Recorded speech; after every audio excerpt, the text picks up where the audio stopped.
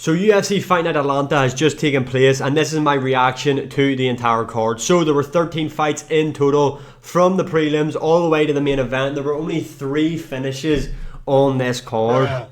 It wasn't great, if we're being honest. There wasn't even a single finish on the main card. It wasn't great, let's be honest. UFC Fight Night Atlanta was disappointing. There were some highlights, which we will talk about in this video, but a lot of nothingness, to be honest. But let's start off with the main event. Kamaru Usman versus Joaquin Buckley. Nobody's seen this coming. I don't want people to now come out of the woodwork and be like, bro, of course I was picking Usman to beat Buckley, bro. It's Usman. Nobody was picking Kamaru Usman to beat Joaquin Buckley. Nobody on planet Earth. I don't even think Usman believed he was going to beat Buckley. Let's just be honest with one another here. But let me go through my reasoning as to why I logically picked Joaquin Buckley. So, number 1, he's undefeated at welterweight on a win streak. Usman was on a losing streak. We will talk about that.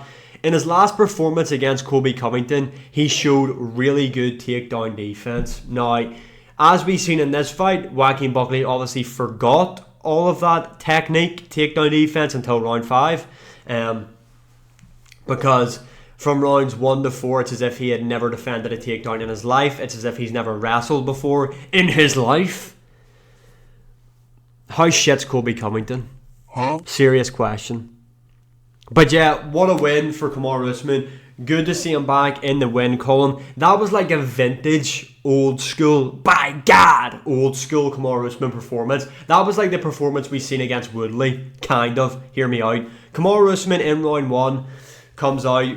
Usman does a very good job of disguising how shit he is on the feet, if you get what I mean. That was another reason why I picked Joaquin Buckley. I thought he would keep the fight standing with Usman, and he is a better striker than Usman, and he would have just caught him multiple times. And with the power Buckley has, I thought he would have finished him. Kind of seeing that play out in round 5. But let's start off with round 1. Round 1, Kamaru Usman again does a very good job of disguising that he is shit as a striker. For a guy who's got so much experience in the cage at such an elite level, like the amount of XP he's unlocked, when is he gonna unlock a left hook, a rear uppercut, lead uppercut? He literally only has a jab and a straight. Anything else on the feet is awful. Now, he throws a couple of good kicks here and there. A rear kick he threw a couple of times in there, body kick landed. But in terms of hands, he can throw a 1-2 good. Anything else is horrendous. Like, his left hook comes from his fucking kneecap. It's weird how he throws his shots. But yeah, round 1, Kamaru Usman, a really, really well-timed takedown on Joaquin Buckley. Originally, whenever I seen Usman get the takedown, I was like, there's no way Buckley's that easy to take down. But the way Usman timed it to come underneath Buckley as he was throwing shots, to use his momentum going forward, and Buckley as he's going back to just execute the takedown, unbelievable. This was a real issue though. Joaquin Buckley has zero understanding of how to get to his feet again once he's taken down. Like, Usman done a really good job of wrist control and trapping the legs and progressing in different positions. You know, whether he's moving from like full guard into half guard into top mount. Done a very good job of transitioning on the ground and being very heavy on Joaquin Buckley, making it hard for Joaquin Buckley to try and get up. But Joaquin Buckley didn't do anything to try and get up at all. Like, it was literally close guard and full guard, and just let Usman drop those small elbows, which cut him up in the first round. A really, really dominant first round from Kamaru Usman. Now, originally in my mind, I was like, right, Joaquin Buckley's been taken down. Maybe he's saving his energy. Maybe he's saving himself. It's a 5-round fight. It's a marathon, not a sprint type thing. So I thought, he's saving himself. He doesn't want to give up any position, which even then, Usman's not a finisher on the mat. You know, he's not a submission threat, so you could have potentially rolled to your back to try and help you get up to build your base, but there was none of that. Round 2 starts. Again, it's the same thing. Usman takes him down again, controls him again. Joaquin Buckley had no... what would be the word? He literally just had no answer for Kamaru Usman. He could not get up. There was no... he would just lock his guard let Usman tee off on him. Again, I'm not saying that like, Usman was only able to control him because Buckley's understanding of the ground game is awful. That has a part to play in it, but Usman being able to be top heavy on there, the wrist control, really, really good work from Usman. Kept busy on the mat as well. It wasn't like he was sandbagging Joaquin Buckley. He was looking to get off damage. Round 2, the same. Although, this is what I will say. When the fight was on the feet, you could see the difference in level of striking. If that makes sense. Like, Joaquin Buckley was clearly the better striker.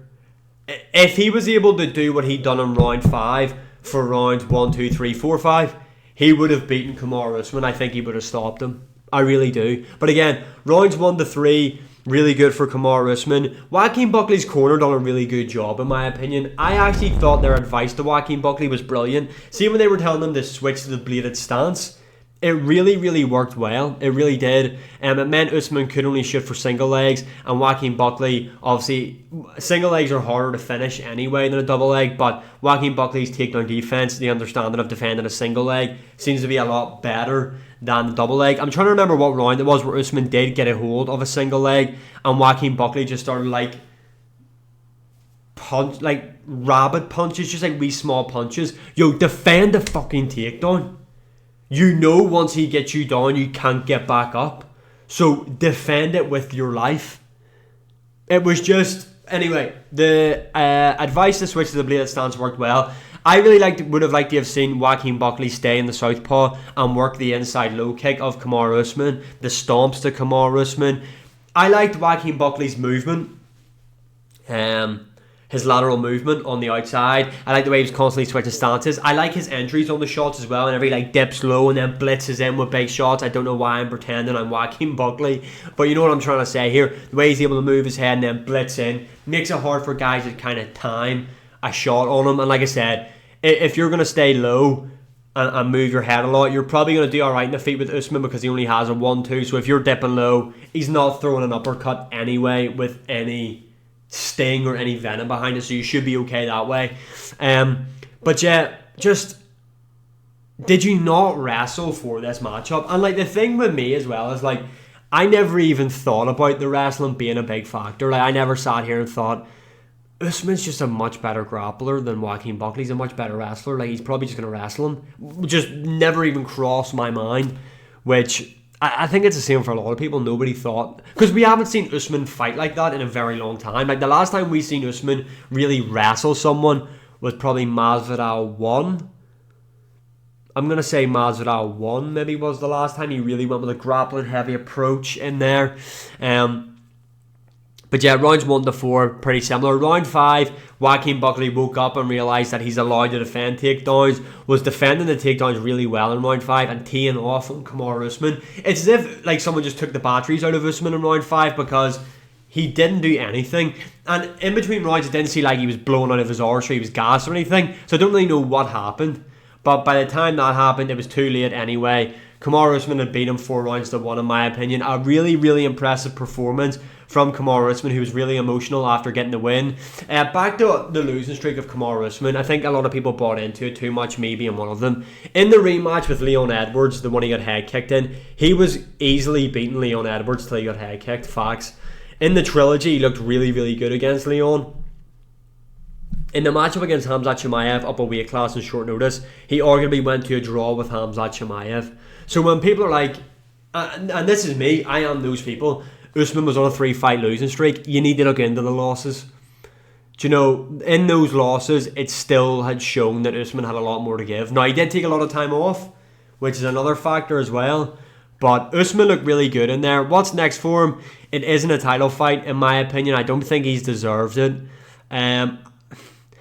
Him versus Bilal Muhammad's probably the direction to go. Him, Bilal Muhammad, MSG, November, co-main event maybe. But then I'm kind of like, well, if Buckley had have been Usman, it would have been Buckley-Gary. So does Ian Gary deserve the shot? There's a lot of different outcomes that can happen in the welterweight division, but great win for Kamaru Usman. Glad to see him back in the win column. Joaquin Buckley, he's far from done in my opinion. Still a dark horse in this division. He beats a Shavkat, just like the name of a guy above him in the rankings. He smoked Shavkat Rachmanov. So Buckley still got a lot more to give. Rose Namajunas versus Miranda Maverick. That there looks like a boy. Bruh. I'm only noticing that now. Rose Namajunas won by decision. Not really much happened. Miranda Maverick looked like she got injured. Again, women's fights shouldn't be any higher than the early prelims, in my opinion. What was I going to say quickly on this? Oh yeah, I also seen Usman's post-fight press conference. Didn't like the fact he's like, who? When they're asking about Bilal Muhammad. Bilal beat the guy who head kicked KO'd you, my boy. But Bilal smoked him whenever he's like the guy who made you cry on the podcast. That was awesome from Bilal Muhammad. Edmund Shabazian got a win over Andrei Petrovsky. Looks like Edmund Shabazian has fixed the cardio concerns. Remember, this guy was going to be like the next big thing. Yeah, he's not ever going to be the next big thing. Cody Garbrandt, get this guy gone. Cody Garbrandt loses to Barcelos. Looked really good in the first round. Dropped him with blitzes. Did he even look good in the first round is a serious question. And it emoted on Barcelos, had a Fortnite move.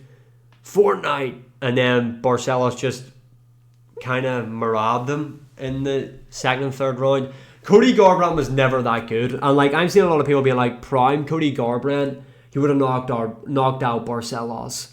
When was Cody Garbrandt's prime? The Dominic Cruz fight where he fucking... People forget, man. Cody Garbrandt breakdanced in a fight with Dominic Cruz. The fight was way closer. Cody Garbrandt's like TikTok pound for pound number one. But he needs to be released now. He's 3-7 in his last 10 fights. He's not good enough anymore. Get him gone. I'm sorry. He's shit. He lost me money again. Get him out of the UFC right now.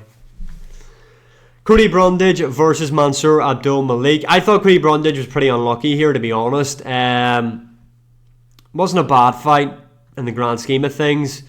Alonzo Menifield versus Umar Sy. Alonzo Menifield won.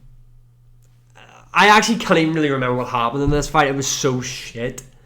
Moving on, Paul Craig versus Rodolfo Bellato. See, when you're releasing Cody Garbrandt, get Rodolfo Bellato. Send him wherever you're sending Cody Garbrandt. Send him to Street Beast, because what was that? Now, I understand Paul Craig hit him with an illegal move. I get that. I really understand that. I think it's a bit of a shit rule to have, but the rules are the rules. But Rodolfo Bellato turned into Eddie Guerrero. Huh? He got hit with that up kick as if he was hit with as if he'd been sniped. 360 no scoped. Lay there, which like he would have been better off just lying there and like not moving, like the whole pretending he thought the referee was Paul Craig and shit like that. But anyway, he gets kicked, lies down, opens his eyes to have a look, realises the referee's not buying it, and then it's like butt scooting to get back to the cage. Yo, no one's falling for that, my boy. Although the commentary's like, oh my god, he's knocked out. Oh my god, he doesn't know where he is. He's faking it, my boy. My boy, he's faking it, my boy. Weird scenario there from Rodolfo Bellato. Get the guy to the UFC. We cannot have this behaviour in the promotion anymore. Paul Craig was beating him up on the feet, which says enough. If Paul Craig's outstriking you, it's scary, it's frightening. You maybe need to take a new change of career. You obviously like acting. Maybe Broadway might be the place for you to go. The UFC isn't for you, my boy. Moving on, Unk versus Unk. Michael Chiesa won. Why is he getting these playful, favourable matchups? It's like, why? Prospects should be building a name off Michael Chiesa. Malcolm Wellmaker, Chris Moutinho. Now, this is something to talk about. Yo, he hit him with that absolute... That's what he hit him with. Chris Moutinho is kissing the canvas, Justin Gaethje UFC 300 style. What a shot. Now, I'm seeing a lot of people being like, Sean O'Malley isn't even that good. He couldn't finish Chris Moutinho. We won't tolerate Sean O'Malley slander on this channel, okay? So let's not. Yeah, let's not do that. But yeah, what a right hand. Chris Moutinho is speed Russian CTE. It's crazy. Jose Ochoa got a nice KO as well. Back-to-back KOs, which was nice, but literally the rest of it. Phil Rowe got a finish over Angeluso. It was just a nothing card. It was just an okay card. Below average card. But the main event had Usman and Buckley in it, so I suppose everything's okay. Let me know what you thought in the comments below. And as always, like, share, subscribe, comment, all that good stuff. I appreciate the support, and I will see you all again in the next one.